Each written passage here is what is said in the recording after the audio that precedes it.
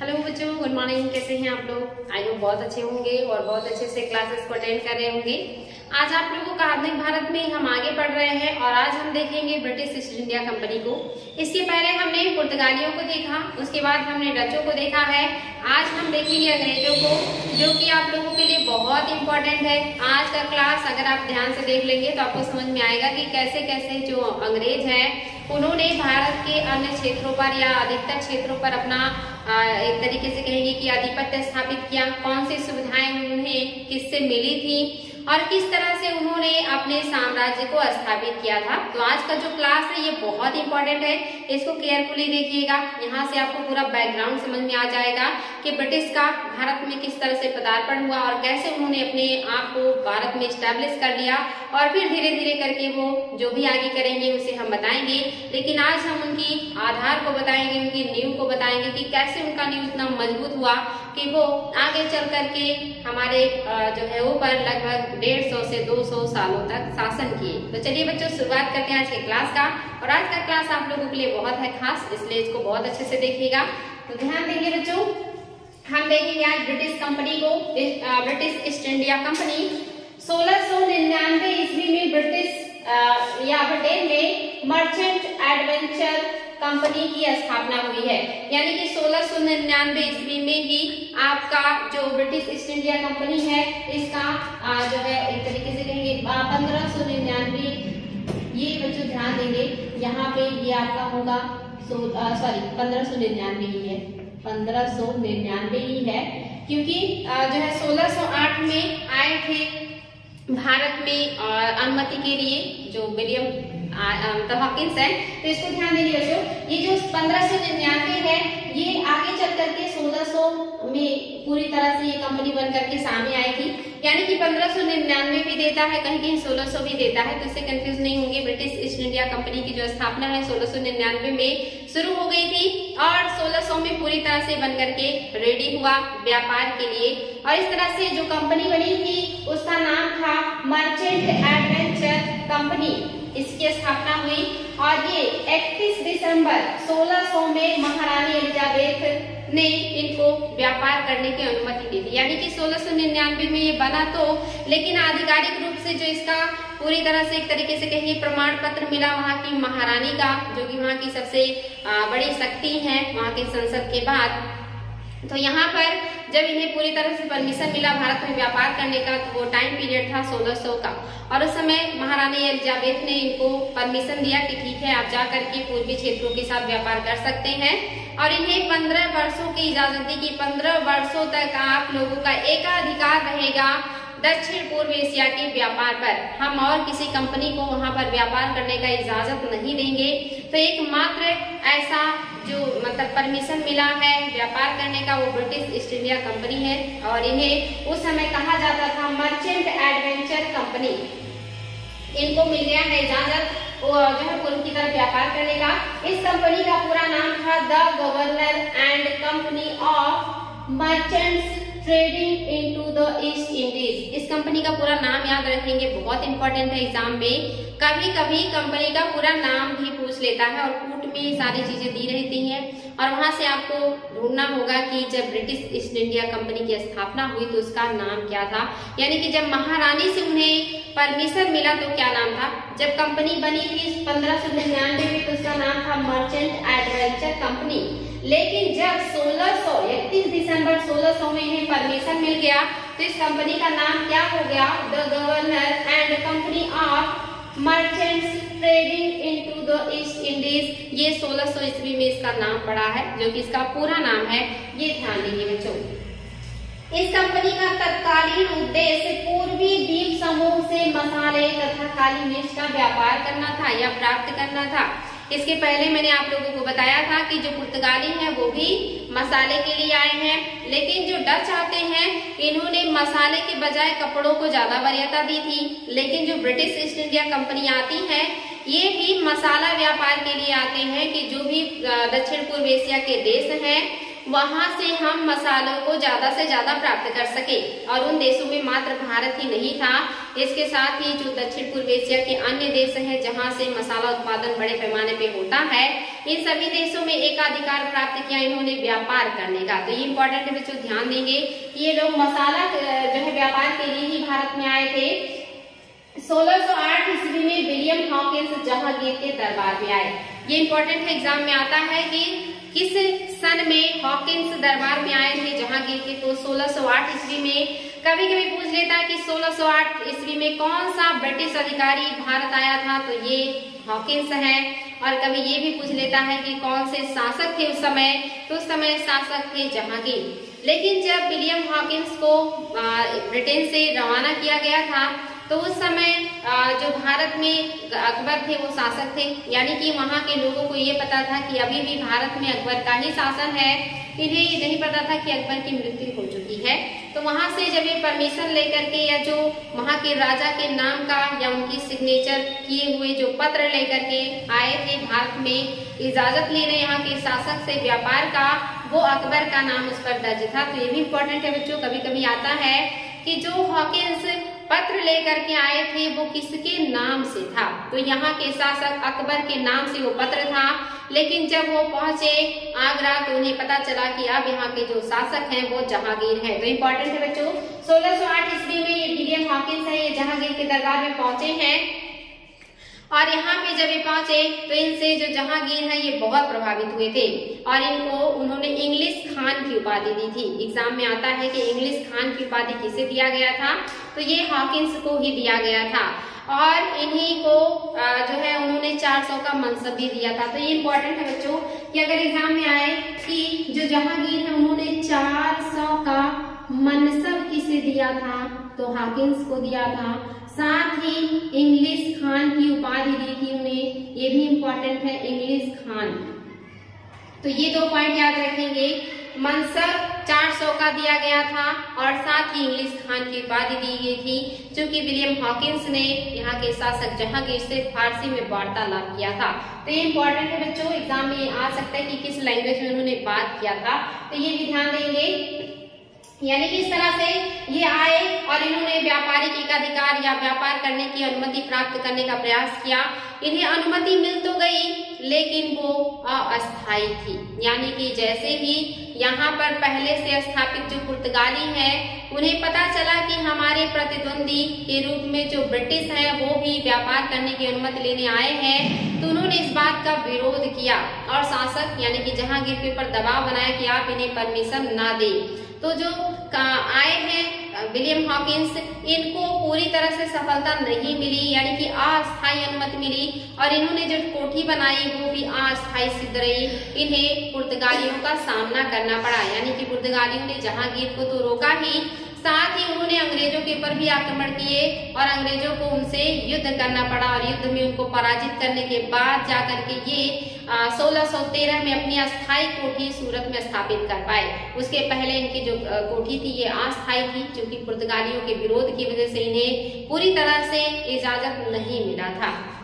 तो ये ध्यान देंगे बच्चों कि 1608 में हॉकिंस ने जहांगीर के दरबार में आए और इन्होंने बहुत सारे रियायतें प्राप्त की, लेकिन आगे जो पुर्तगाली है उनका विरोध हुआ और उन्होंने विरोध किया। तो जो मिडिल्टन है और कैप्टन बेस्ट, ये एग्जाम में बहुत ज्यादा आता है कि जो स्वाली का युद्ध है ये किस अंग्रेज अधिकारी ने लड़ा था या किस अंग्रेज अधिकारी ने स्वाली के युद्ध में पुर्तगालियों को पराजित किया था, तो वेस्ट का नाम बहुत ज्यादा आता है। तो कैप्टन वेस्ट और मिडिल्टन याद रखेंगे। हालांकि कैप्टन वेस्ट ही एग्जाम में ज्यादातर पूछता है कि इन्हीं दोनों लोगों ने पुर्तगालियों को हराया था और ये जो युद्ध हुआ है ये 1612 में हुआ है। तो डेट भी पूछ सकता है कभी कि स्वाली का जो युद्ध हुआ था ये किस डेट में हुआ था, तो ये 1612 ईस्वी में हुआ है।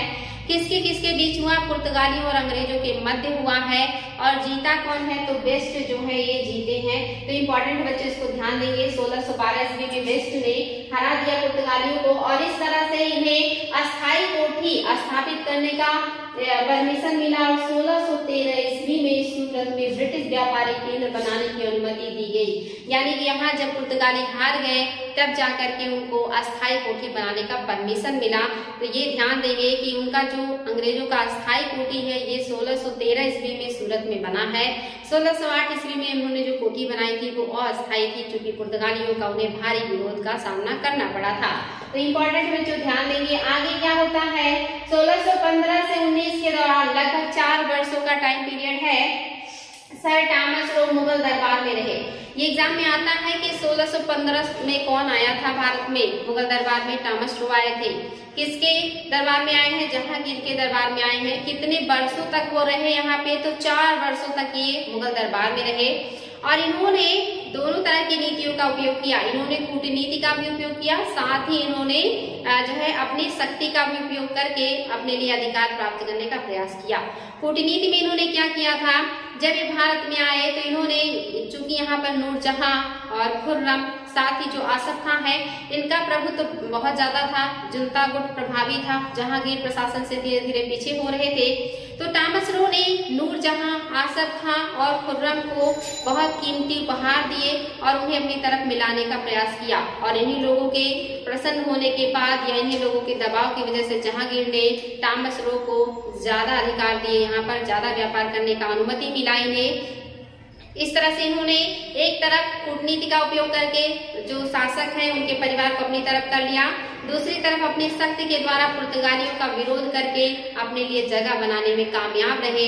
और यहाँ से ब्रिटिश ईस्ट इंडिया कंपनी ने अपने पैरों को बहुत मजबूती से भारत में स्टैब्लिश किया या जमाया था। तो ये ध्यान देंगे बच्चों, ये जो टॉमस रो है ये मुगल दरबार में आए और इन्होंने शक्ति प्रदर्शन भी किया एवं कूटनीति दोनों का उपयोग करने के बाद अपने आप को भारत में स्टैब्लिश किया। 1619 तक सूरत, आगरा, अहमदाबाद एवं भड़ौत में फैक्ट्री की स्थापना हो गई। यानी कि आप देख सकते हैं 4 वर्षों में ही इन्होंने अपनी कई फैक्ट्रियां बना ली भारत के पश्चिमी क्षेत्रों में। 1668 ईस्वी में चार्ल्स सेकंड ने बंबई को 10 पाउंड वार्षिक किराए पर ब्रिटिश को दे दिया। आपने पिछले क्लास में देखा था कि 1662 ईस्वी में जो राजकुमारी कैथरीन है और जो ब्रिटिश राजकुमार थे चार्ल्स द्वितीय, इनका विवाह हुआ। और इस विवाह के उपलक्ष्य में पुर्तगालियों ने अपना जो मुंबई का क्षेत्र था जिस पर उनका अधिकार था उसको उन्होंने वहां के जो शासक है उनको गिफ्ट में दे दिया या दहेज में दे दिया था। और उस जो दहेज में मिले हुए क्षेत्र को, मुंबई का जो क्षेत्र था उसको चार्ल्स द्वितीय ने आगे चल करके 1668 ईस्वी में यानी कि लगभग 6 वर्षों बाद उसको 10 पाउंड वार्षिक किराए पर ब्रिटिश ईस्ट इंडिया कंपनी को दे दिया। और इससे ब्रिटिश ईस्ट इंडिया को बहुत ज्यादा मुनाफा हुआ। यहाँ से मुंबई इनको मिल गया और इन्होंने अपने आप को स्टैब्लिश कर लिया। तो इम्पोर्टेंट है बच्चों, ये डेट भी पूछता है कि कब दिया है, किसने दिया है, किसको दिया है और कितने में दिया है। ये सारे एग्जाम में क्वेश्चन बन चुके हैं। कब दिया है, 1668 में। किसको दिया है, ब्रिटिश ईस्ट इंडिया कंपनी को। किसने दिया है, चार्ल्स सेकंड ने दिया है। तो ये सारी चीजें याद रखिए। और कितने किराए पर दिया है, तो 10 पाउंड वार्षिक किराए पर दिया है। वेरी वेरी इंपॉर्टेंट है। आगे चल करके दक्षिणी क्षेत्र में भी जो मुगल है जो ब्रिटिश है वो फैले। यानी कि जब ये आए तो शुरुआत इन्होंने गुजरात से किया। गुजरात के क्षेत्रों में इन्होंने बहुत सारी फैक्ट्री लगाई, लेकिन धीरे धीरे इन्होंने अपना विस्तार दक्षिण की तरफ करना शुरू कर दिया। क्योंकि जो मसाला है वो दक्षिण में ही था, इन्होंने फिर दक्षिण की तरफ भी अपना रुख अपनाया। और वहां पर इन्होंने क्या किया, दक्षिण भारत में जो ब्रिटिश की पहली फैक्ट्री है ये मसूलीपट्टनम में लगाई गई। ये इंपॉर्टेंट है बच्चों, ये पूछता है कि दक्षिण भारत में अंग्रेजों की पहली जो फैक्ट्री है ये कहाँ पर लगा है, मसूलीपट्टनम में लगा है। और कब लगा है, 1611 ईस्वी में। ये ध्यान देंगे। 1626 ईस्वी में अरमा गांव में भी इन्होंने दक्षिण का ही क्षेत्र है अपनी फैक्ट्री बनाई। और ये डेट तो बहुत ही इंपॉर्टेंट है, 1632 ईस्वी में। ये बहुत ज्यादा एग्जाम में आता है कि अंग्रेजों को सुनहरा फरमान किस शासक ने दिया है, तो बीजापुर के शासक ने दिया है। कब दिया है, 1632 ईस्वी में दिया है। ये बहुत इंपॉर्टेंट क्वेश्चन है, इसको ध्यान देंगे। 1632 में गोलकुंडा के सुल्तान से अंग्रेजों ने सुनहरा फरमान प्राप्त किया था। इसके अनुसार यानी कि इस फरमान के अनुसार क्या रियायतें मिली इन्हें, तो इन्हें 500 पैगोडा के बदले उन पूरे क्षेत्रों में व्यापार करने का अधिकार मिल गया, यानी कि 500 पैगोडा वार्षिक इन्हें किराया दे देना था। और उसके बाद ये पूरे साम्राज्य में बिना किसी टैक्स से, बिना किसी रुकावट के व्यापार कर सकते थे। और इससे अंग्रेजों को बहुत मुनाफा हुआ, क्योंकि जब ये साम्राज्य में व्यापार करते थे तो साम्राज्य के अंदर बहुत सारे प्रांत होते थे, और जितने प्रांतों में जाते थे उन प्रांतों में इन्हें सीमा शुल्क देना होता था, अपने सामानों की जांच करानी होती थी, और उन सारे सामानों पर चुंगी लिया जाता था, जिसकी वजह से इनका समय बहुत ज्यादा बर्बाद होता था, क्योंकि जगह जगह इन्हें लाइन लगाना होता था और सामान जांच कराने होते थे। साथ ही जगह जगह इन्हें टुकड़ों टुकड़ों में पैसे भी देने होते थे, जिससे इनको ज्यादा महंगा पड़ता था। तो इन्होंने यहाँ पर दिमाग लगाया और यहाँ के सुल्तान से बात किया कि आप हमें आपके मतलब जो भी आपका हमारे ऊपर बनता है टैक्स, वो जोड़ करके आप वर्ष में एक बार ले लीजिए, और उसके बाद हमें स्वतंत्र रूप से पूरे साम्राज्य में व्यापार करने दीजिए। हमारे सामानों की जो चेकिंग है, जो जगह जगह चुंगी है, उससे हमें मुक्ति मिले। और इस तरह के यहाँ सुल्तान, जो यहाँ के सुल्तान है, उन्हें लगा कि ये फायदे का सौदा है, और बीजापुर के सुल्तान ने इन्हें जो है फरमान जारी कर दिया इनके लिए, जिसको कहा जाता है स्वर्णिम फरमान। और इसके तहत अंग्रेजों को बहुत मुनाफा हुआ। एक तो इनके समय का बचत हुआ, इन्हें जगह जगह लाइन नहीं लगाना होता था, साथ ही इन्हें अपने वस्तुओं को बार बार जांच नहीं कराना होता था, और जगह जगह टैक्स नहीं देना होता था। वही जो दूसरे विदेशी होते थे उनको अपने सामान की जांच कराना होता था, जगह जगह चुंगी देना होता था, जिससे उनको दिक्कतें होती थी। लेकिन अंग्रेजों ने इससे बहुत मुनाफा कमाया, और फायदा इसलिए भी इन्हें ज्यादा हुआ कि इनका दिन प्रतिदिन व्यापार बढ़ता गया, मुनाफा बढ़ता गया, कई गुना बढ़ गया। लेकिन जो चुंगी का रेट था, या जो एक वार्षिक कर निर्धारित कर दिया गया था 500 पैगोडा, ये उतना ही बना रहा, उसमें कोई इजाफा नहीं हुआ, जिससे यहाँ के शासकों को तो बहुत नुकसान हुआ, लेकिन ब्रिटिशों को इससे बहुत फायदा हुआ। तो इसलिए इसको स्वर्ण जो है फरमान कहा जाता है। तो ये ध्यान देंगे कि अंग्रेजों को किस शासक ने सुनहरा फरमान दिया है या स्वर्णिम फरमान दिया है, तो ये गोलकुंडा के शासक ने दिया है। और कब दिया है? 1632 ईस्वी में दिया है। कितने रुपए के बदले दिया है? तो 500 पैगोडा। पैगोडा मैंने आपको बताया था कि सोने का सिक्का है, जिसको डच ढलाई किया करते थे। तो इम्पोर्टेंट है बच्चों, इसी के बदले इन्हें मिल गया सारा जो है अनुमति। ये डेट भी इम्पोर्टेंट है। 1639 ईस्वी में फ्रांसिस डे नामक अधिकारी ने चंद्रगिरी के शासक से मद्रास प्राप्त किया था। और इन्हीं फ्रांसिस डे ने जब चंद्रगिरी के शासक से मद्रास का क्षेत्र प्राप्त किया, तो इसी जगह पे इन्होंने मद्रास को बसाया था। एग्जाम में आता है कि मद्रास नगर को बसाने वाला कौन है, या मद्रास का संस्थापक किसे कहा जाता है, तो ये नाम याद रखेंगे, फ्रांसिस डे। एग्जाम में आता है कि फ्रांसिस डे ने या किस व्यक्ति ने मद्रास की नींव डाली थी या स्थापना किया था, तो फ्रांसिस डे ने ही ये कार्य किया था। तो ये चीज ध्यान रखेंगे। और कहाँ से इन्हें ये क्षेत्र मिला है, तो चंद्रगिरी के शासक से ये क्षेत्र इनको मिला था। पूर्वी क्षेत्र में अंग्रेजों ने कहां पर अपनी फैक्ट्री बनाई है, तो 1633 ईस्वी में उड़ीसा के हरिहरपुर, ये ध्यान देंगे बच्चों, उड़ीसा के हरिहरपुर तथा बालासोर, ये दोनों जगह इंपॉर्टेंट है। जब दक्षिण में पूछे तो मसूलीपट्टनम, पूर्व क्षेत्र में पूछेगा तो हरिहर और जो है बालासोर में अंग्रेजों ने अपनी पहली फैक्ट्री स्थापित की है। और कब किया है? 1635 ईस्वी में किया है। और 1651 ईस्वी में इन्होंने बंगाल के हुगली, ये भी आपका पूर्वी क्षेत्र में आता है, हुगली में ब्रिटिश फैक्ट्री स्थापित किया है। तो इनका जो पूर्वी क्षेत्र में फैक्ट्री बनी है हरिहरपुर, बालासोर और हुगली में बना है। और जो हरिहरपुर बालासोर है ये आपका उड़ीसा में है, लेकिन जो हुगली है ये आपका बंगाल में पड़ता है। और आपको ये भी पता होना चाहिए कि जो बंगाल है वो आज का बंगाल नहीं है। उस समय का जो बंगाल था ये आज का आपका जो पश्चिम बंगाल है, जिसको हम कहते हैं पश्चिम बंगाल, वेस्ट बंगाल, प्लस जो आपका बांग्लादेश है, बांग्लादेश, ये दोनों मिला करके उस समय बंगाल कहलाता था। ये याद रखेंगे, ये दो क्षेत्र मिला करके बंगाल, यानी कि अगर आपको बताया जाए कि अंग्रेजों के टाइम का बंगाल क्या है, तो ये आपका पश्चिम बंगाल साथ ही पूरा का पूरा बांग्लादेश इसमें आएगा। तो ये बंगाल है उस समय का। और अगर बिहार की बात करें, उस समय का बिहार कौन सा है, तो उस समय के बिहार में झारखंड भी था, जो कि तब झारखंड नामक कोई भी राज्य अस्तित्व में नहीं था। तो अगर उस समय के बिहार की बात करें तो आप ये जान लीजिएगा कि वर्तमान बिहार और साथ में झारखंड, ये उस समय बिहार प्रांत के नाम से जाने जाते थे। और जब बंगाल की बात की जाए तो सिर्फ पश्चिम बंगाल नहीं, उसके साथ में आपका बांग्लादेश भी आता है।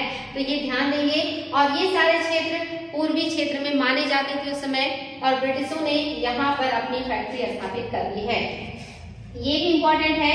शाह शुजा, शाह शुजा को आप जानते हैं, ये औरंगजेब के भाई हैं। शाह शुजा या एक तरीके से कहेंगे जहांगीर के पुत्र हैं, जिनको जहांगीर ने जो है यहाँ का सूबेदार बनाया था, और ये मालवा के सूबेदार थे जब, सॉरी जहांगीर में कह रही हूँ बच्चों, शाहजहां के पुत्र हैं, औरंगजेब के भाई हैं, और जब शाहजहां की मृत्यु हुई तभी मालवा के गवर्नर भी थे।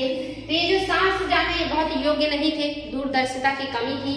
इन्होंने क्या किया था, शाह शुजा ने ब्रिटिश को 3000 रुपए वार्षिक के बदले जो है पूरे बंगाल में स्वतंत्र व्यापार करने की अनुमति दे दी थी। यानी कि मात्र 3000 रुपए वार्षिक कर के बदले पूरे बंगाल में ब्रिटिश आसानी से व्यापार कर सकते थे। तो यही सारी चीजें हैं जो ब्रिटिशों को इतना मजबूत कर देती हैं।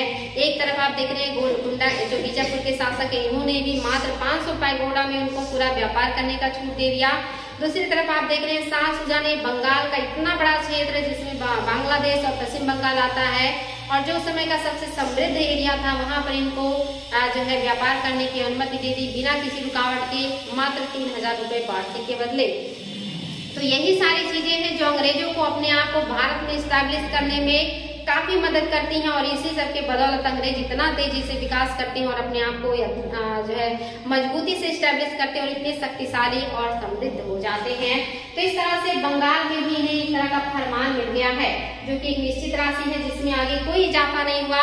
जबकि जो ब्रिटिश है इनका दिनों दिन है इनका जो मुनाफा है वो कई गुना बढ़ता चला गया। ये बहुत ज्यादा मुनाफा कमाने लगे यहाँ के व्यापार से, लेकिन यहाँ के शासकों का जो एक अमाउंट था वो उतना का उतना ही रहा, जो कि बहुत कम था। आगे देखते हैं बच्चों, जेराल्ड ऑंगियार, ये नाम भी याद रखेंगे। जेराल्ड ऑंगियार हिंदी में कहेंगे, लेकिन इंग्लिश में लिखेंगे तो ऑंजियार भी लिखा जाता है। तो जेराल्ड ऑंगियार या ऑंजियार ने, इन्होंने ही मुंबई की स्थापना की है। तो संस्थापकों का नाम भी पूछ लेता है, कभी कभी कूट में भी आता है, कभी इंडिविजुअल भी आ जाता है। तो ये ध्यान देंगे कि मुंबई के संस्थापक कौन है, तो जेराल्ड ऑंगियार या जेराल्ड ऑंजियार ने मुंबई की स्थापना किया है, इन्हें कहा जाता है। ये मुंबई के गवर्नर थे, और जब ये गवर्नर थे तो इन्होंने क्या स्टेटमेंट दिया है, बहुत ही खतरनाक स्टेटमेंट दिया इन्होंने 1669 ईस्वी में कोर्ट ऑफ जो डायरेक्टर हैं जिन्होंने कंपनी को बनाया था उनको एक पत्र लिखा, और उस पत्र में क्या लिखा है, उन्होंने लिखा कि हमारे एक हाथ में प्रार्थना पत्र एवं दूसरे हाथ में तलवार होना चाहिए। इनके कहने का तात्पर्य ये था कि पहले रिक्वेस्ट करें, और अगर रिक्वेस्ट करने से बात बन जाती है तो ठीक है, और अगर बात नहीं बनती है तो लड़ करके अपना अधिकार लेंगे, या लड़ करके लोगों से छीन लेंगे हम अपने अधिकार को। इस तरह का स्टेटमेंट जो है दिया है ऑंगियार ने, और ये इन्होंने अपने डायरेक्टर्स को लिखा है, कंपनी के ऑनर्स को लिखा है। ये इंपॉर्टेंट है बच्चों। 1686 ईस्वी में औरंगजेब के द्वारा बंगाल से भगाए जाने पर, यानी कि जो 1686 ईस्वी का टाइम पीरियड है, इस समय तक जो ब्रिटिश हैं ये बहुत ज्यादा उद्दंडता करने लगे थे, बंगाल क्षेत्र में डिस्टर्ब करने लगे थे, वहां के व्यापारियों को लूटपाट करने लगे थे, साथ ही वहां के क्षेत्रों को इन्होंने लूटना शुरू कर दिया, जिससे वहां पे अव्यवस्था फैल गई, और फिर औरंगजेब और इनके बीच टकराव शुरू हुआ, और इस तरह से इन्होंने वहां पर अपने लिए कोठी निर्माण करना शुरू कर दिया। और इस बात से जो औरंगजेब है बहुत नाराज हुए, और इन्होंने इनके खिलाफ एक्शन लिया, और सैनिक कार्रवाई करने के बाद जो ब्रिटिश है ये हार गए, और हारने के बाद ये फीवरलैंड द्वीप पर भाग गए।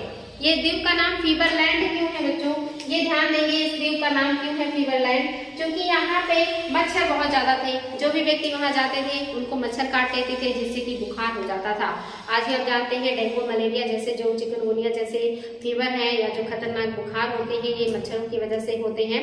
और उस समय जब अंग्रेजों को औरंगजेब ने बंगाल से खदेड़ा या भगाया तो ये अपनी जान बचा करके फीवरलैंड पर भाग गए, और वहां जाने के बाद इनको जिनके सैनिक थे या जो लोग थे वो बड़े पैमाने पे बीमार पड़ने लगे, क्योंकि वहां पे मच्छरों का आतंक बहुत ज्यादा था। लेकिन आगे चल के इन्होंने कूटनीतिक रूप से काम किया और जाप चारनाक को भेजा कि आप जाएं और औरंगजेब से हमारे लिए परमिशन मांगे, और जाप चारनाक ने यहाँ पे औरंगजेब से माफी मांगी कि हमसे जो भी गलती हुई उसे क्षमा करें, आगे इस तरह की गलती नहीं होगी और हम शांतिपूर्वक अपना कार्य करेंगे। और जाप चारनाक के माफी मांगने के बाद औरंगजेब ने उनको क्षमा कर दिया, और पूर्व की जितनी भी सुविधाएं थी उन्हें वापस दे दिया, मात्र 1.5 लाख के जुर्माने के बदले, यानी कि 1.5 लाख जुर्माना लिया उन्होंने ब्रिटिशों से, और पहले की सारी सुविधाएं उन्हें यथावत मिल गई और वो फिर से व्यापार करना शुरू कर देते हैं। जो जाप चार्नाक है बच्चों, ये भी इम्पोर्टेंट है, इन्होंने कोलकाता की स्थापना की है, ये कोलकाता के संस्थापक हैं। तो आज आपने देखा कि जो मद्रास के संस्थापक हैं उनका नाम ही आपने देखा कि मद्रास के जो संस्थापक है वो फ्रांसिस हैं। जो आपके मुंबई के हैं संस्थापक वो है ओंगियार, और जो कोलकाता के संस्थापक हैं वो है जाप चार्नाक। ये तीनों नाम याद रखेंगे बच्चों, ये बहुत इंपॉर्टेंट है। ये संस्थापकों का नाम पूछ देता है एग्जाम में, कभी ग्रुप में और कभी इंडिविजुअल। आई होप आप लोगों को समझ में आ रहा होगा। आप देख रहे होंगे कि किस तरह से अंग्रेज अपने आप को मजबूती से भारत में स्थापित कर रहे हैं और अपने आप को समृद्ध कर रहे हैं और मजबूत कर रहे हैं। तो थोड़ा सा और है बच्चों, इसको भी देख लेते हैं जो कि बहुत ही इंपॉर्टेंट है, तो ये आप लोगों को ध्यान से देखना है। 1698 ईस्वी में ब्रिटिश ने कालिकाता, ये इंपॉर्टेंट है बच्चों, एग्जाम में आता है कि जो कोलकाता की स्थापना हुई है उसमें कौन कौन से गांव को मिलाकर के स्थापना किया गया और कब बनाया गया है। तो ये 1698 ईस्वी में ब्रिटिश ने कालिकाता, जो कि वर्तमान का कोलकाता है, सूतीनाता और गोविंदपुर, इनको मिला करके जाप चार्नाक ने कलकत्ता नगर को बसाया था। तो इन्हीं तीनों क्षेत्रों को जाप चार्नाक ने मिलाया था, मिला करके बसाया था कलकत्ता नगर। और यहाँ की जमींदारी जो है अंग्रेजों को मिल गई थी। यहीं पर इन्होंने फोर्ट विलियम की स्थापना भी की थी। ये इंपॉर्टेंट है बच्चों, फोर्ट विलियम की स्थापना जो है वो अंग्रेजों ने कहाँ पे किया है, कोलकाता में किया है। और कब किया है, 1800 ईस्वी में। ये इंपॉर्टेंट है, 1800 ईस्वी में यही कोलकाता में ही इन्होंने बनाया है फोर्ट विलियम। और फोर्ट विलियम क्यों बनाया गया है, ये भी एग्जाम में आया है। जो भी अंग्रेज ब्रिटेन से भेजे जाते थे भारत में शासन करने के लिए, कार्य करने के लिए, उन्हें वहां पर इस तरह की शिक्षा दी जाती थी कि कैसे आप जाकर के भारत में मतलब वर्क करेंगे। ट्रेनिंग दी जाती थी उन्हें भारत में आकर के कार्य करने के लिए। वहां पे पहले से उनको दिशा निर्देश दिया जाता था, उनको समझाया जाता था यहाँ की भौगोलिक, राजनीतिक, आर्थिक और सांस्कृतिक चीजों को, ताकि वो आकर के भारत में कार्य कर सके। तो उनकी ट्रेनिंग चलती थी ब्रिटेन में, और वहां से आकर के फोर्ट विलियम में भी ट्रेनिंग लेते थे। तो ये जो फोर्ट विलियम है ये अंग्रेजों को ट्रेनिंग देने के लिए बनाई गई थी कि वो किस तरह से भारत में शासन करेंगे। और ये फोर्ट विलियम बना कब है, तो 1800 ईस्वी में बना है। वेरी वेरी इंपॉर्टेंट है। कहाँ बना, कोलकाता में बना। और इसी कोलकाता में जिसकी स्थापना जाप चार्नाक ने कालिकाता, सूतीनाता और गोविंदपुर को मिला करके बनाया है। मोस्ट इंपॉर्टेंट सारे तथ्य हैं बच्चों, ध्यान देंगे इसको। पूर्वी भारत में कंपनी को अपने व्यापार के लिए माल जैसे कपड़े के थान, सिल्क, चीनी तथा सोना देश के अंदरूनी हिस्से में लाना पड़ता था। यानी कि जो पूर्वी भारत है, यहाँ से कंपनी को कौन कौन से सामान लाने होते थे भारत के अंदरूनी हिस्सों में, तो वहां से ये कपड़े का थान, यानी कि बड़े बड़े कपड़े के जो थान होते हैं, जो टुकड़े होते हैं, जो भाग होते हैं, जिनसे काट काट करके छोटे छोटे पार्टों में दुकान वाले कपड़े बेचते हैं और उससे हम अपने ड्रेस बनाते हैं, उसे थान कहते हैं। तो इस तरह के कपड़ों के बंडल्स को ये अंदरूनी हिस्से में लाते थे। साथ ही सिल्क लाते थे, चीनी लाते थे, सोरा जो कि बारूद का काम करता है, और ये सारी चीजें अंदरूनी हिस्सों में लाना पड़ता था। और कंपनी ने बराबर इन बाधाओं को दूर करने का प्रयत्न किया था, क्योंकि जो कंपनी है ये जब अंदरूनी हिस्से में इन सामानों को खरीद करके लाती थी बेचने के लिए, मुनाफा कमाने के लिए, तो जगह जगह इन्हें चुंगी देना पड़ता था। तो ये हर जगह प्रयास करते थे कि इन्हें इस तरह की रियायत मिल जाए कि इन्हें कोई डिस्टर्बेंस ना हो, साथ ही इन्हें मुनाफा भी हो। तो इस तरह की रियायतें प्राप्त करने का प्रयास करते थे, जिसके तहत 1651 में, 1656 में और 1672 ईस्वी में इन्होंने बहुत सारे ऐसे फरमान प्राप्त किए जिससे इनकी जो बाधाएं हैं वो दूर हुई और ये बेझिझक या बिना किसी रोक टोक के पूरे भारत के अंदर व्यापार करने में सक्षम हो चुके थे। ये सारी चीजें हैं बच्चों। 1680 ईस्वी में मुगल बादशाह, इंपॉर्टेंट है बच्चों, ये डेट याद रखेंगे। 1680 ईस्वी में मुगल बादशाह औरंगजेब ने कंपनी पर भी जजिया कर लगा दिया। औरंगजेब ने कहा कि ठीक है।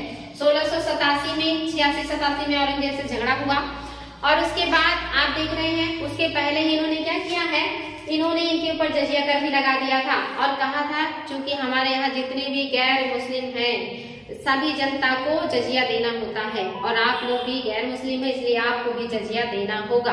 तो यहाँ पर औरंगजेब ने इनके ऊपर जजिया लगाया, लेकिन उस जजिया के बदले इन्होंने बहुत सारी रियायतें भी प्राप्त की। ये यहाँ पे देख सकते हैं आप कि औरंगजेब ने कंपनी पर जजिया कर लगाया तथा इसके बदले में कंपनी को सूरत को छोड़कर सभी जगह सीमा शुल्क रहित व्यापार करने की अनुमति दी। यानी कि जहां तक मुगल साम्राज्य है, उस मुगल साम्राज्य में जो ब्रिटिश है वो बेझिझक बिना रोक टोक के कहीं भी व्यापार कर सकते हैं, सिर्फ सूरत को छोड़कर। इसलिए चूंकि सूरत एक बहुत ही समृद्ध नगर था और वहां पर अगर छूट दे देते तो जो मुगल है इनको बहुत नुकसान हो सकता था, इसलिए इन्होंने वहां पर छूट नहीं दिया। बाकी जितना भी मुगल साम्राज्य है ये सब जगह बिना किसी रोक टोक के व्यापार कर सकते थे, मात्र जजिया औरंगजेब को चुकता करने के बाद। तो आप देख सकते हैं किस तरह इन्हें इतनी सारी सुविधाएं मिलती जा रही है, ये कैसे ना मजबूत हो जाते, ये कैसे ना बाकी कंपनियों के मुकाबले अपने आप को स्टैब्लिश कर लेते। कहीं ना कहीं नेचर भी इनका साथ दे रहा और अंग्रेज थे भी बहुत माइंडेड, और इन्होंने कैसे धीरे धीरे करके हमारे यहाँ के शक्तिशाली से शक्तिशाली शासकों को, शक्तिशाली से शक्तिशाली क्षेत्रीय शक्तियों को अपने कंट्रोल में कर लिया। ये आप देख सकते हैं बच्चों कितना आसान है इनके लिए सारी चीजें करना। तो इस तरह से इन्हें टोटल मुगल साम्राज्य में व्यापार करने की इजाजत मिली, मात्र सूरत को छोड़ करके। 1717 ईस्वी, ये डेट मोस्ट इम्पोर्टेंट है, एग्जाम में आता है। फर्रुखसियर ने के समय में एक ब्रिटिश अधिकारी जिनका नाम है जॉन सरमन को मुगल दरबार में भेजा गया। एक ब्रिटिश अधिकारी जॉन सरमन जो है वो 1717 ईस्वी में फर्रुखसियर के दरबार में आए हैं, और दरबार में आने का मकसद आप जान ही सकते हैं, वही व्यापार की सुविधाएं। इस दूत मंडल के साथ स्टीफन्स हैमिल्टन जो कि एक डॉक्टर है, ये भी आए हैं।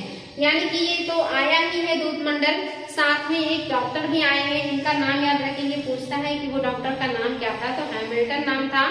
ये भी आए हैं, साथ ही इनके साथ यानी कि ये सर्जन है जो ऑपरेशन करते हैं, तथा ख्वाजा सेहूद नामक एक आर्मीनियन दुभाषिया भी था, इसका नाम भी याद रखेंगे। इस दूत मंडल का जो नेतृत्व करता है वो कौन है, सरमन है। उसमें एक डॉक्टर है जिनका नाम है विलियम हैमिल्टन, जो कि क्या है, एक सर्जन है, साथ ही एक दुभाषिया यानी कि 2 भाषाओं का ज्ञान रखने वाला, जिसे अंग्रेजी भी पता हो और फारसी भी पता हो। क्योंकि जो मुगल है इनका दरबारी जो भाषा था वो फारसी है, और जो अंग्रेज है उनकी जो अपनी भाषा है वो अंग्रेजी है। तो जो आर्मीनियन दुभाषिया है इसे अंग्रेजी भी आती थी और फारसी भी आती थी, और इसने अंग्रेजों का जो प्रतिनिधित्व किया या उनकी जो बातें थी वो शासक को बताया, और शासक ने जो बदले में बात कही वो अंग्रेजों को बताने का काम किया था। तो एग्जाम में पूछता है कि 1717 ईस्वी में किसकी अध्यक्षता में आया था कमेटी, तो सरमन। डॉक्टर कौन थे, हैमिल्टन। आर्मीनियन दुभाषी का नाम क्या था, ख्वाजा सेहूद, या ख्वाजा सेहूद कहाँ के थे, आर्मीनियन दुभाषी थे। ये इंपॉर्टेंट है बच्चों। ये लोग आते हैं और यहाँ पर जब पहुंचते हैं तो इन्होंने क्या किया, फर्रुखसियर ने इनको एक फरमान में वे सारी सुविधाएं दे दी या स्वीकार कर ली जो ब्रिटिशों को 1691 ईस्वी में दी गई थी। यानी कि 1691 ईस्वी में इन्होंने जो भी रियायतें प्राप्त किया था मुगल बादशाह औरंगजेब के टाइम पीरियड में, वो सारी सुविधाएं इनको प्राप्त हो गई हैं। और इस तरह से ये सुविधाएं मिली, साथ ही इसमें और भी विस्तार कर दिया गया, और भी इजाफा हो गया, और ये विस्तार करके गुजरात और दक्कन का क्षेत्र भी इसमें शामिल कर दिया गया। यानी कि टोटल मुगल साम्राज्य तो था ही, अब ये गुजरात में भी फ्री ट्रेड कर सकते हैं, साथ ही दक्कन का क्षेत्र जिसमें गोलकुंडा, बीजापुर, मालवा ये सारे क्षेत्र आते हैं, इन सभी क्षेत्रों में भी ये बेझिझक रोक टोक के या बिना किसी चुंगी या टैक्स के व्यापार कर सकते थे। ये सारी सुविधाएं किसने दे दिया है, फर्रुखसियर ने दे दिया। कि जो पुरानी सुविधाएं हैं वो तो आपको मिल ही रही है, साथ में आपको इन क्षेत्रों में भी बिना किसी टैक्स के व्यापार करने की सुविधा मिल रही है। तो जब ये कमेटी पहुंची थी मुगल दरबार में, उस समय जब फर्रुखसियर थे बहुत ज्यादा बीमार चल रहे थे। कहीं कहीं राइटर्स लिखते हैं कि इन्हें फोड़ा हो गया था, यानी कि वो बहुत ही खतरनाक हो गया था, जो कि ठीक नहीं हो रहा था, जिससे लग रहा था कि फर्रुखसियर बचेंगे नहीं, इनकी मृत्यु हो जाएगी। तो जो सर्जन है इन्होंने ही क्या किया था, ऑपरेशन किया या इनको ठीक किया, और ठीक होने के बाद जो फर्रुखसियर है इन्होंने इतनी ज्यादा ये प्रसन्न हुए कि इन्होंने इतना सारा जो रियायतें हैं ब्रिटिश ईस्ट इंडिया कंपनी को दे दिया, जिससे ब्रिटिश ईस्ट इंडिया कंपनी को बहुत ज्यादा फायदा हुआ। आगे बच्चों, ईस्ट इंडिया कंपनी के संचालन के लिए कोर्ट ऑफ डायरेक्टर में एक अध्यक्ष और 24 सदस्य होते थे। एग्जाम में आता है कि ब्रिटिश ईस्ट इंडिया कंपनी के संचालक कौन है, तो कोर्ट ऑफ डायरेक्टर है। और बोर्ड ऑफ डायरेक्टर में कौन है शामिल, तो एक अध्यक्ष है, 24 सदस्य हैं। इन्हीं से मिल करके बोर्ड ऑफ डायरेक्टर बना है जो कंपनी को कंट्रोल करता है, संचालित करता है। इन सदस्यों का चुनाव कैसे होता है, तो इन सदस्यों का चुनाव कंपनी के शेयर धारकों के द्वारा होता है। यानी कि बोर्ड ऑफ डायरेक्टर में कौन शामिल होगा, इसका चुनाव जो कंपनी में लगाने वाले शेयर धारक है वो करते हैं, क्योंकि उन्हीं के शेयर से कंपनी बना है। लेकिन डायरेक्ट करने का काम बोर्ड ऑफ डायरेक्टर कर रहे हैं और इनका चुनाव कौन कर रहे हैं, शेयर धारक कर रहे हैं जिन्होंने कंपनी में शेयर लगाए। ये सारी चीजें याद रखेंगे बच्चों, ये कूट में IAS वगैरह में क्वेश्चन बनते हैं। एलिजाबेथ ने 1600 ईस्वी में 15 वर्षों के लिए चार्टर दिया था ब्रिटिश ईस्ट इंडिया कंपनी को, और आप जाए कि एकमात्र अधिकार या एकाधिकार इन्हें मिला कि दक्षिण पूर्व एशिया में आप व्यापार करेंगे। और इसी को आगे चल करके आप देखेंगे कि जो वहां के शासक हैं चार्ल्स द्वितीय या जेम्स प्रथम, चार्ल्स द्वितीय तो बहुत पहले थे बच्चों, जेम्स प्रथम, इन्होंने इसको बढ़ा करके अनिश्चित काल तक कर दिया। यानी कि एलिजाबेथ ने 1600 ईस्वी में 15 वर्षों के लिए चार्टर दिया। इसके साथ ही पूर्वी व्यापार पर ईस्ट इंडिया कंपनी का एकाधिकार हो गया, एकमात्र ये व्यापार करेंगे। और इसी सुविधा को जेम्स फर्स्ट ने बढ़ा करके अनिश्चित काल तक कर दिया। एग्जाम में आता है कि किसने इसको अनिश्चित काल किया, तो जेम्स प्रथम ने। किसने 15 वर्षों के लिए दिया है, तो एलिजाबेथ ने दिया है। ये इंपॉर्टेंट है, एलिजाबेथ ने 1600 में 15 वर्ष की अनुमति दी, लेकिन जेम्स फर्स्ट ने इसको कह दिया कि अनिश्चित काल, कोई निश्चित नहीं है। इस तरह की इनको सुविधाएं मिल गई। और कुछ स्वतंत्र व्यापारी, यानी कि ये पॉइंट भी इंपॉर्टेंट है, एग्जाम में आता है कि वे स्वतंत्र व्यापारी जो अंग्रेज हैं लेकिन स्वतंत्र रूप से व्यापार करते हैं, उन्हें क्या कहा जाता था। तो इम्पोर्टेंट है कि कंपनियों को तो इजाजत नहीं मिला दक्षिण पूर्व एशिया में व्यापार करने का, लेकिन कुछ स्वतंत्र इंडिविजुअल जो व्यापारी हैं ये दक्षिण पूर्व एशिया से व्यापार करते थे। यानी कि उनके ऊपर कोई कंट्रोल नहीं था, जो कि वो कंपनी नहीं है बल्कि इंडिविजुअल व्यक्ति हैं। तो कुछ स्वतंत्र व्यापारी ईस्ट इंडिया कंपनी के समानांतर, यानी कि उन्हीं के समान, उन्हीं के पैरेलल दक्षिण पूर्व एशिया में व्यापार करते थे, जिनको वो जो अपने आप को स्वतंत्र व्यापारी कहते थे कि हम स्वतंत्र व्यापारी, हम किसी कंपनी के अधीन नहीं है, हम अपने लिए व्यापार करते हैं। ऐसे स्वतंत्र व्यापारियों को जो ईस्ट इंडिया कंपनी है वो क्या कहती है, इंटरपोलर। ये एग्जाम में आता है बच्चों कि जो ब्रिटिश स्वतंत्र व्यापारी हैं जो स्वतंत्र रूप से व्यापार करते हैं, उन्हें क्या कहा जाता है, ये इंटरपोलर कहलाते हैं। ये वर्ड एग्जाम में बहुत ज्यादा आता है, इसलिए मैंने आपको ये बताया है। तो इस तरह से जो इंटरपोलर है मात्र यही व्यापार कर रहे थे। जो ब्रिटिश ईस्ट इंडिया कंपनी है, इनकी पूरी मंशा थी कि आगे भी इन्हीं का एकाधिकार बना रहे दक्षिण पूर्व एशिया के व्यापार पर, और इसके लिए इन्होंने वहां के अधिकारियों को, वहां के लोगों को बड़े पैमाने पे घूस भी दे रखा था। और ये टाइम टाइम पर देते रहते थे कि कहीं ऐसा ना हो कि संसद किसी और को भी यहाँ पे व्यापार करने का अधिकार दे दे। और इस तरह से इन्होंने 1693 ईस्वी में भी बड़ी मात्रा में वहां के अधिकारियों को, वहां के लोगों को घूस दिया, लेकिन ये ज्यादा दिनों तक नहीं चल पाया। 1694 के बाद इन्होंने फिर से कोशिश किया कि ये चीज बना रहे, तो 1693-94 और इस तरह से बना रहा, घूस ये देते रहे। लेकिन अंत में 1698 ईस्वी में एक नई कंपनी का गठन हुआ। संसद ने एक नई कंपनी के गठन करने की इजाजत दे दी और एक और कंपनी बनी जिसे पूर्वी भारत में या पूर्वी देशों से व्यापार करने की इजाजत मिली, जिसका नाम था English company of merchant. English company of merchant जो है, इन्हें जो है इजाजत मिला कि आप भी जा करके ईस्ट इंडिया कंपनी की तरह पूर्वोत्तर भारत से या पूर्वोत्तर देशों से व्यापार कर सकते हैं, मसाला खरीद बेच सकते हैं। और इस तरह से एक नई कंपनी बनी और इस कंपनी के बनने के बाद वहां से इस कंपनी ने अपने लिए एक दूत भेजा कि आप जाएं और औरंगजेब से इजाजत मांगे वहां पे व्यापार करने का, क्योंकि इस समय भारत में औरंगजेब का ही शासन है। तो इस नई कंपनी ने औरंगजेब के दरबार में अपना एक दूत भेजा, जिस दूत मंडल का नाम था विलियम नॉरिस। ये भी इंपॉर्टेंट है बच्चों, विलियम नॉरिस कौन था, तो दूत मंडल है जो ब्रिटिश ईस्ट इंडिया कंपनी के पैरेलल दूसरी कंपनी को व्यापार करने की इजाजत लेने के लिए औरंगजेब के दरबार में आए थे। और इस तरह से जब ये दरबार में पहुंचे तो इनको सुविधाएं प्राप्त करने के लिए भेजा तो गया, लेकिन जो यहाँ पे ईस्ट इंडिया कंपनी थी ये बुरी तरह घबरा गई। इन्हें लगा कि अगर इस कंपनी को भी इजाजत मिल जाएगी तो हम जो इतनी मनमाने ढंग से मुनाफा कमा रहे हैं उससे हमें काफी नुकसान होगा। और घबरा करके ब्रिटिश ईस्ट इंडिया कंपनी के शेयर धारकों ने इस कंपनी में जो शेयर लगाए गए थे उन शेयरों को बड़े पैमाने पे खरीद लिया, यानी कि उन शेयर्स का जो मात्रा है वो ब्रिटिश ईस्ट इंडिया कंपनी के हाथों में आ गया, क्योंकि शेयर्स जो कंपनी में लगाएगा उसी का उस पर प्रभुत्व रहेगा। और इस तरह से इन्होंने शेयर जो धारक के रूप में अपना इन्वेस्टमेंट किया या इस कंपनी के ज्यादातर शेयरों को खरीद लिया, और आगे चल करके ये जो कंपनी है ये एक तरीके से कहेंगे कि प्रभावहीन हो गई, क्योंकि इसके जो शेयर हैं वो ईस्ट इंडिया कंपनी के हाथों में चले गए, वो ईस्ट इंडिया कंपनी के कंट्रोल में चला गया।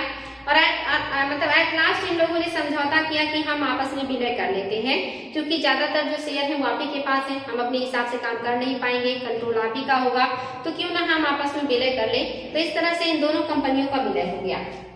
विलय कब हुआ? 1708 ईस्वी में, यानी कि 1698 में बना ही, और ये ज्यादा दिनों तो कार्य भी नहीं कर पाया।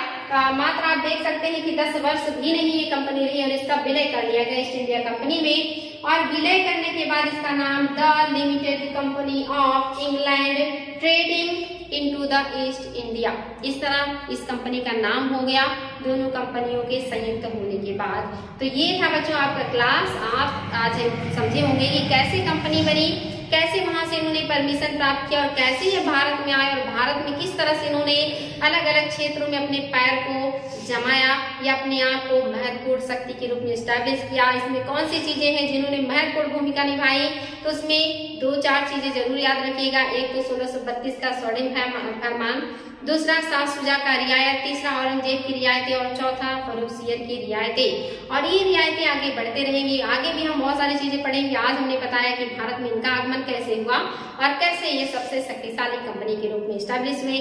आई होप बच्चों क्लास समझ में आया होगा। आज के लिए इतना ही। Thank you.